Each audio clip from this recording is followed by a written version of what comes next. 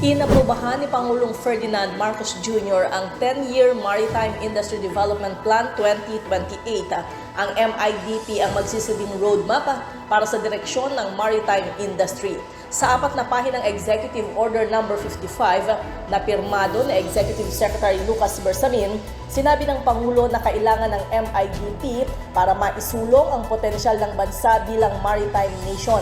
Sa ilalim ng kautusan, inatasan ang Marina Board na magpatupad ng mga programa sa modernisasyon at pagpapalawak ng domestic at overseas shipping at industriya ng shipbuilding at repair. Isusulong rin ang highly skilled at competitive maritime workforce, ligtas na biyahe sa karagatan at environmentally sustainable maritime sector.